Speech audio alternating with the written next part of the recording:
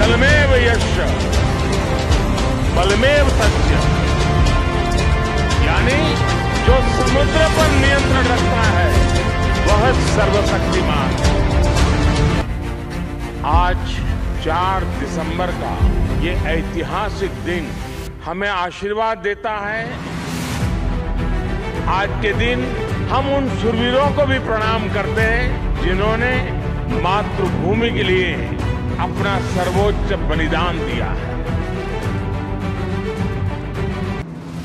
आपके लिए ही कहा गया है, चलो नई मिसाल हो, बढ़ो नया कमाल हो, झुको नहीं, रुको नहीं, बढ़े चलो, बढ़े चलो।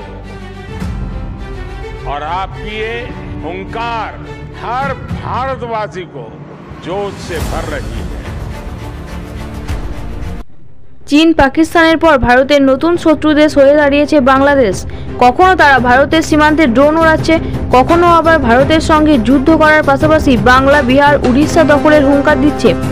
ভারতের সামরিক বাহিনীর কাছে বাংলাদেশের সামরিক বাহিনী যে শিশু সমান তা তারা ভুলেই গেছে। আর এরই মাঝে ভারত মহাসাগরকে দাপিয়ে বেড়াচ্ছে ভারতের শক্তিশালী নৌবাহিনী, যার মধ্যে রয়েছে দেশীয় প্রযুক্তিতে তৈরি আইএনএস বিক্রম, আইএনএস রাজপুত, তুসিলের মতো শক্তিশালী যুদ্ধ জাহাজগুলি, যারা প্রতিনিয়ত সমুদ্রপথে ভারতকে সুরক্ষা প্রদান করে আসছে। এছাড়া ভারতীয় সমুদ্রপথকে সুরক্ষিত করতে ভারতীয় নৌবাহিনীতে রয়েছে পারমাণবিক বোমা নিক্ষেপকারী 2টি শক্তিশালী সাবমেরিন।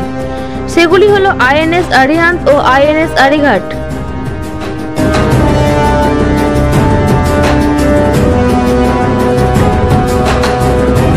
ভারতের সামরিক বাহিনীর দাপটে যেখানে চীন পাকিস্তান ভারতের সঙ্গে যুদ্ধ করতে ভয় পায়, সেখানে বাংলাদেশ ভারতের সঙ্গে যুদ্ধ করবে, এটি একটি হাস্যকর ব্যাপার ছাড়া কিছুই নয়।